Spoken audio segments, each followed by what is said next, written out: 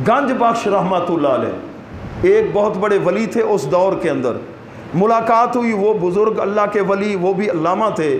तो हज़रत अब्दुल हकीम सियालकोटी ने पूछा, हज़रत ये सैयद नौशा गंज बख्श, तो ये बताएं 12-12 साल तक इन मौलवियों को हम पढ़ाते हैं, सर पढ़ाते हैं, नाहव इल्म बदी मानी वगैरह पढ़ा के, और इनको मौलवी बनाते हैं। जब पढ़ के जाते हैं हमारे मुखालिफ बन जाते हैं, मिलने के लिए नहीं आते, खिलाफ भी हो जाते हैं। बहुत थोड़े हैं जो ताल्लुक़ रखते हैं, और आप हजरात के बाद जो मुनसलिक होते हैं वो आपको कभी छोड़ते नहीं हैं।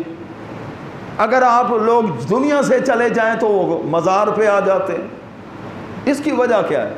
उन्होंने फरमाया, जनाब आपके सबक में और हमारे सबक में फ़र्क है।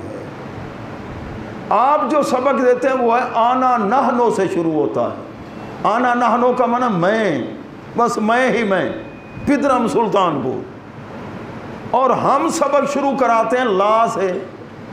ला का क्या माना?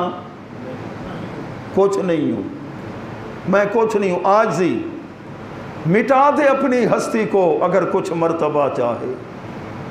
तो जिस वक्त तकब्बुर आ जाएगा, तकब्बुर अज़ाज़ील रा ख्वार कर दो। इल्म के अंदर फिर पढ़कर किसी को तलाश किया जाता है जो कि अंदर की बीमारियों का इलाज करे।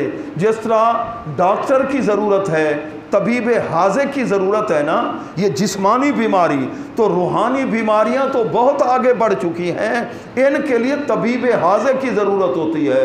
और तबीब हाज़िक तो हमें मिलते ही नहीं है, अगर कहीं हैं तो हमें पहचान ही नहीं है। बीमारी का ख़तरनाक मरहला वो होता है जब मरीज़ अपने आप को मरीज़ ही ना समझे, उसे अपनी बीमारी के बारे में एहसास भी ना हो। जब एहसास होगा तो